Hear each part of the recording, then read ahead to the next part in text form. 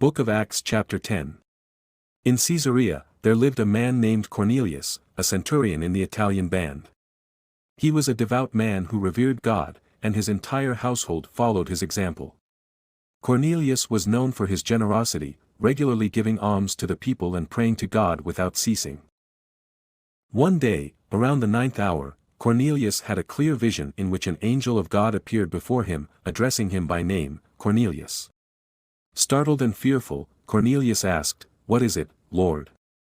The angel reassured him, saying, "Your prayers and alms have ascended as a memorial before God. Now, send men to Joppa to summon a man named Simon, also known as Peter. He lodges with Simon the tanner, whose house is by the sea. He will instruct you on what you should do." After the angel departed, Cornelius summoned 2 of his household servants and a devout soldier, explaining to them all that had transpired. He then sent them on their way to Joppa. The following day, as Cornelius's messengers approached Joppa, Peter went up to the housetop to pray around the 6th hour. While he was hungry and waiting for food to be prepared, he fell into a trance. In this trance, he witnessed the heavens opening, revealing a large sheet held at its corners, descending to the earth. Inside the sheet were various animals, including 4-footed creatures, wild beasts, creeping things, and birds. A voice commanded Peter, "Rise, Peter, kill and eat." Perplexed and adhering to his dietary laws, Peter replied, "No, Lord, for I have never eaten anything that is common or unclean." The voice spoke to him a second time, declaring, "What God has cleansed, you must not call common." This exchange occurred 3 times, and then the sheet was taken back up into heaven. As Peter contemplated the meaning of this vision, the Spirit revealed to him that 3 men were seeking him. Without hesitation, Peter descended to meet them, declaring, "I am the one you seek. What is the reason for your visit?" The men explained that Cornelius, a just and God-fearing centurion, had been divinely instructed by a holy angel to invite Peter to his house to hear his words. Peter welcomed them, providing them with lodging, and the next day, he departed for Caesarea accompanied by some brethren from Joppa. Upon their arrival in Caesarea, Cornelius had gathered his kinsmen and close friends, eagerly awaiting Peter. When Peter entered Cornelius's house, Cornelius prostrated himself at Peter's feet in reverence, but Peter lifted him up, stating, "Stand up, for I am also just a man." As they conversed, Peter observed a sizable gathering of people.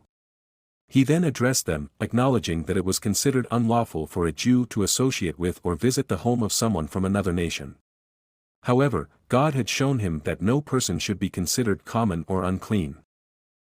Cornelius explained that he had been fasting and praying, and an angel had informed him that his prayers and alms had been recognized by God. He was instructed to send for Peter, who was lodging with Simon the tanner by the sea. Peter recognized the divine intervention and declared that they had gathered before God to hear all that had been commanded of him. He began to speak, realizing that God does not show favoritism but accepts anyone from any nation who reveres him and practices righteousness. Peter then recounted the message of peace brought by Jesus Christ, who was anointed by God with the Holy Spirit and power, performing acts of kindness and healing. Despite facing opposition, Jesus was crucified, but God raised him on the 3rd day, revealing him to chosen witnesses who ate and drank with him after his resurrection. Peter emphasized that Jesus had instructed them to preach to the people and testify that he was ordained by God to be the judge of the living and the dead. All the prophets bore witness that through faith in Jesus' name, one could receive forgiveness of sins. While Peter spoke, the Holy Spirit descended upon all those who heard his words, including the Gentiles. The circumcised believers who had accompanied Peter were astonished, witnessing that the gift of the Holy Spirit was also poured out on the Gentiles, as they heard them speaking in tongues and glorifying God. Peter then asked, "Can anyone forbid these individuals from being baptized, having received the Holy Spirit just as we have?" With the assembly's consent, Peter commanded them to be baptized in the name of the Lord. They requested that Peter stay with them for a few days, and he agreed.